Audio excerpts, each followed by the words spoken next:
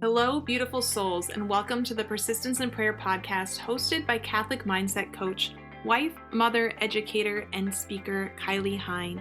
Kylie is passionate about helping you deepen your relationship with God through the power of prayer.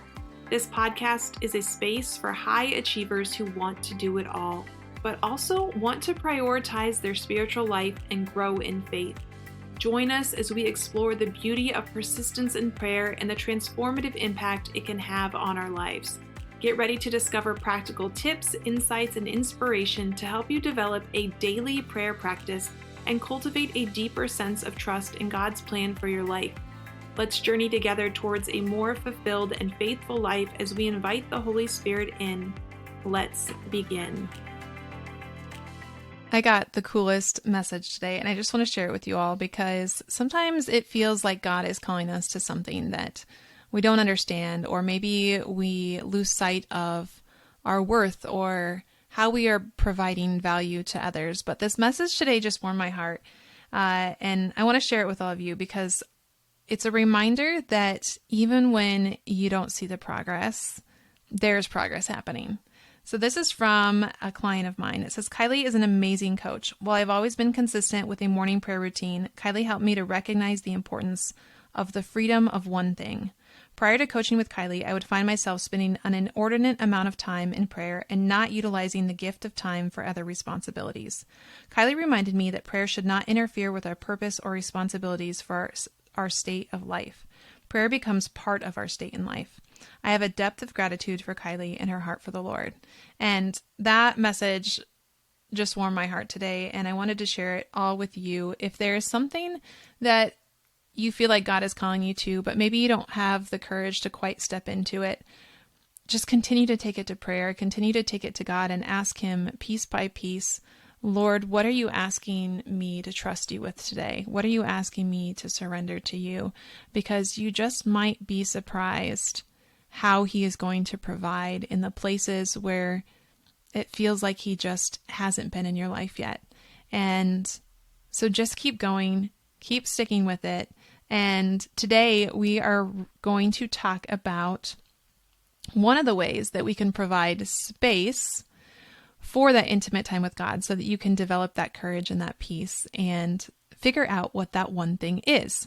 So this week, I am excited to share with you an opportunity that is coming up on Monday, September 25th at 6:30 p.m. Central Time. I am going to be hosting a workshop on setting healthy boundaries with Abby Dufresne from Metanoia Catholic. We are so excited to share with you the ways that we can create healthy boundaries from a clean place, why starting with taking custody of our own interior life is essential. And we are going to help you create boundaries in a way that honors both your boundaries and the boundaries of others, ultimately leading you to more peace and freedom and love in the relationships that matter most to you. And one of those relationships that should be really essential to you is your relationship with yourself, and also your relationship with God. So that is where I want to jump in today. Today we are going to talk about why boundaries are important and why we should take time to really evaluate our boundaries today and what steps to take next. Okay, we all have heard about boundaries. So what actually is a boundary and why is it important? So a boundary or setting a boundary is a decision to protect something of value, i.e. your prayer time. That is something of value or should be of value, I hope for you. Protecting your relationship with your spouse, protecting your children. These are things that we would want to set boundaries around. Why is this important? Well, when we don't have boundaries, we don't know what our expectations are for ourselves, and we don't have expectations in place for others. And when that happens, then we get to a place of overwhelm where our boundaries that have not been clearly established are crossed, and then we find ourselves upset and frustrated when we, in fact, had not laid the groundwork for what was tolerable or what was okay for ourselves. So a boundary, essentially, if we think of the definition of boundary, is a limit. And when we don't have a limit or a set rule for what we are capable of enduring well, again, we are going to find ourselves pushed beyond what is healthy or helpful for our relationship and or our growth in our spiritual life. So I'm going to give you a really simple example of setting boundaries in my own home. Okay, so this is a boundary around bedtime. It is a boundary that I did not have established for the majority of my life. It wasn't something that I prioritized or that I saw as a necessity to protect a value. But if you are a mother or you are a busy Catholic woman, you know that your sleep is essential. And if you don't know this, I am telling you, your sleep is essential to your productivity, to your patience, to your ability to show up for God every day, for your ability to show up for the people around you. So this is an essential, okay? And when I wasn't clear and I wasn't vocal about my needs as a mother to get good, uninterrupted sleep for a minimum of, let's say, 6 hours a night, those needs were not met. They were bulldozed over by kids' needs, by house priorities, by work obligations, by spending quality time with my husband. Now, are these things also important? Yes, they are. There are certain things that need to be done. But if I was not setting a boundary for my sleep, those other things were not going to be met well, and they weren't being met well. I knew that I operated at a much higher capacity when I had closer to 8 hours of sleep a night, but a minimum of 6. And when I became better able to vocalize my needs, and I was able to share how I was a better mom to my children when I got good sleep, things changed. Not only in terms of support from my husband, but also in terms of my children. So my daughter is 7, and as she's gotten older and I've been able to communicate with her how important it is that I get good sleep and help her to identify how I am a better mom when I get good sleep, she can see that pattern as well. She can see that I am showing up better for her. And one of the essentials for me being able to get sleep is her going to bed on time and not asking to stay up later or do a million other things.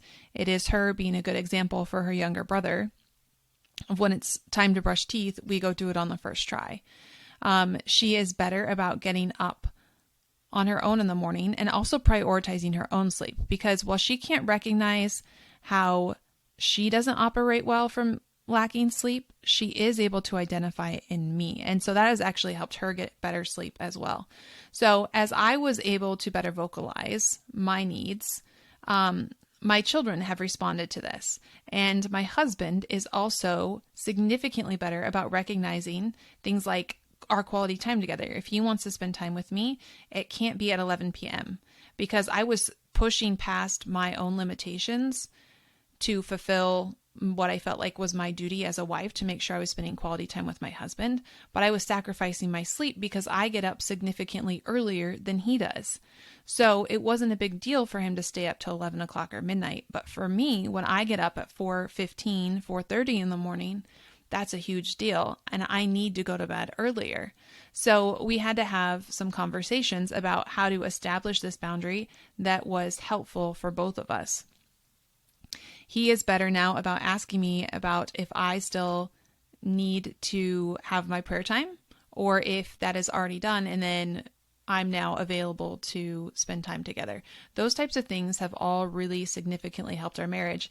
And it came from setting a simple boundary or a simple limit around something like bedtime. So this bedtime boundary is important because it protects my health, but it also is important because it protects my family from living with a sleep-deprived, impatient, and crazy woman, which is who I become when I do not get good sleep night after night after night after night. And I just want to share that if you are that mom or you are that person who is there right now who is not getting good sleep night after night after night, that there's hope for you. And I would encourage you to sit down and say, what kind of boundary do I need around my bedtime? When do I operate at maximum capacity? How much sleep do I actually need? And how can I establish this boundary that is loving for my relationships, but is going to take care of me so that I can show up better for the things that I need to show up well for? So why do we struggle with setting boundaries around such simple things, right? Bedtime is a very simple thing. And for me, it comes down to our desire to give. It's self-giving. I don't know how many times someone has quoted Pope Benedict to me saying, what's the quote? The world offers you comfort, but you weren't made for comfort. You were made for greatness. Now, that's duly noted. I 1000% agree. But we also have to recognize that we are still human beings. We are not human doings 100% of the time. And I think it's also important to recognize that quotes like this are very powerful, but they can also be harmful if they're not properly ordered and discerned within the context of where we are in our spiritual life and what state of life we are in. It's very ingrained into us to be self-giving. And we may see a boundary as a way that inhibits us from being loving and charitable to others.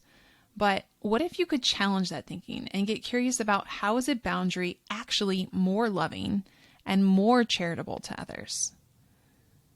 Because I think in our minds, a lot of times we think of saints like Padre Pio, whose feast day is coming up this week. And we think of him, the stories that we hear of St. Padre Pio are him sitting and listening to confessions for 19 hours, however many hours it was on end.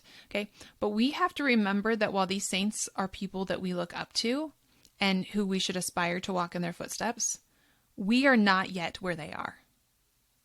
Okay. We are not where they are. We do not have the same graces. Now, God willing, one day we will be where they are.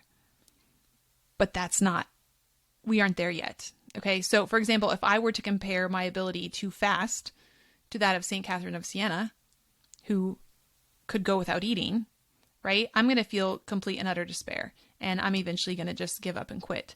But I have to remember that I am not a saint, at least not yet. So I have to recognize where I am and what is my body capable of. What has God gifted me with right now? And to protect that and take care of it. And if he chooses to grant me greater graces down the road so that I am able to give more beyond the human capacity of what most of us are limited by, then that is something I will embrace. But it's also important to recognize that that may not be where you are, and that is okay. So be mindful and really discern how boundaries may be helpful in your life. Even Jesus shows us that some boundaries are meant to be broken and some are meant to be kept. Okay, boundaries that were broken, think of him spending time with the sinners and reestablishing some new rules, so to speak, for the way that we are called to honor and worship God. Yet he still kept certain boundaries. He still ensured that he had time to go be alone and to pray. Do you have that boundary established in your own life? He set limitations on whom he was or wasn't going to heal. Do you have boundaries around who in your life you are going to make exceptions for to help them heal, and who and why there are some that maybe are not yours to heal or to help heal? Because we know that all healing comes from God. Jesus loved all, but there were certain times when he would ask someone to follow him and they would choose not to. They didn't want to give up what he had asked of them. And so Jesus doesn't just sit there and wait around for them and try to negotiate. He knew that his time on earth was limited and that there were pressing matters at hand that required him to move forward out of love and charity and mercy for all. That doesn't mean that he stopped loving those people, but he did, in a sense, leave them in his physical presence to move forward and be with others. And so that's something that I think is worth noting and something that we can also take to prayer. So here are 5 reasons why I want to encourage you to reevaluate your boundaries today. And then I'm going to give you an idea of what you should do next. Okay. Number 1, we need to protect things of value. Boundaries help us determine what is okay and not okay in a relationship with others, and also what we are okay with for ourselves. When we make time to set boundaries, not only are we growing in self-awareness of what truly matters to us, we are learning to recognize our non-negotiables, and we can reflect on how often we are actually sticking to those non-negotiables. I talk about plan of life a lot. Following my plan of life is one of my non-negotiables that I really try to stick to. Now, are there a couple of things in my plan of life that are newer and they're harder for me to stick to, so I give myself a little more leeway? Absolutely. But spending my mental prayer time every day, that's a non-negotiable. Sunday Mass, that's a non-negotiable. My adoration hour, that's a non-negotiable. Those are things that I have established boundaries around, that I have made known to my family, and they help me to protect that time because they know it is important to me. There are certain boundaries that other members of my family also have, but when we can vocalize those, it helps us to recognize where our priorities are. And when we recognize where our priorities are, it helps us become more oriented with our desires. And as we grow in vocalizing and recognizing our desires and making those known to God, He helps us understand if those are helping us to grow in holiness, or if those are things that eventually we maybe want to shift our mindset around and go in a different direction. So these are really important. So number one, protect things of value. Number two, boundaries help keep us in a positive mental space so that we can show up for the things that matter most. If we want to put first things first, we need to have a mentality that protects those first things. The boundary might look something like not having your kids participate in sports on Sundays. Now, this is a controversial one. I will tell you, I coached volleyball for a lot of years, and as a head coach, I sometimes fought for Sunday practice. It was very rare, but when we had a sub-district match on a Monday, and sometimes we wouldn't have school that Friday, or there was something going on in the gym, and the kids were in other activities on Saturday, or there was an event, and you're trying to work around it. Sometimes I would fight for a Sunday practice. It was very rare. But looking back, I can also recognize that, hey, you know what? Maybe I didn't have a great boundary set around that time. Not only for my own sake, but for the sake of my players. That's something that, looking back, if I were to go back to coaching, I would maybe reevaluate. And I was really thankful for my school who had set boundaries around protecting Sundays for our students. That is something that I think is starting to be lost, and it's something that we should kind of push back on a little bit or question. Now, this is not a criticism or judgment if you participate in activities on Sundays, so please do not take it that way. It's just something I think we maybe need to be a little more curious about, because it's something that little by little is being edged out. We are starting to prioritize other things over our Sundays when we are called to celebrate the Mass and spend time with God and family. Okay. So other boundaries, it might be like not working at home on Sunday, or ensuring that all activities are family oriented on a certain day or night of the week. In our house, again, we did not protect our Sundays very well. I mentioned the volleyball thing, but also I always had mountains of papers to grade. My husband used to be in landscaping. He ran a landscaping business, and he worked at the will of the weather. So if the sun was out, he was going to be working due to the nature of his job. But over time, and as we've had kids, we've realized how detrimental this was to our health, to never take a true day of rest, to not prioritize our family on those days. And so together we have made a shift that prioritizes Mass, it prioritizes our family, and our need to rest. Are we perfect? No, we are not. But we have made a lot of progress in this area, and it started by having a conversation to even figure out what kind of boundary it was that we needed to help protect this time. Number 3, boundaries help us identify our community. The things that we protect, the people that we protect, help us to understand who is important for our growth. And as we come to identify these people who we are protecting, this community that is of significant value to us, we gain freedom. We gain freedom in understanding who it is that is helping to lead us to Christ and who it is that is maybe not helping us move toward Christ. And again, like I mentioned with Jesus, not that we leave those people behind forever, not that we don't pray for them, but if they are people who are leading us to the near occasion of sin, or when we hang out with them, we are likely to do something that we will regret later, no matter how our intentions are. Or if they are people who are exposing us to things that do not align with our morals and our values, then we need to have some kind of boundary established so that we are very clear when we are around those people or we are in that relationship of what is acceptable and not acceptable, so that we don't feel obligated to put their feelings above our own moral values and the goodness of our own souls. So number 3, boundaries help us identify our community. Number 4, boundaries help us show up for our community. Just like I mentioned with the sleep example, when I set a boundary around something that is needed for my health, I am better able to show up for the people that need me.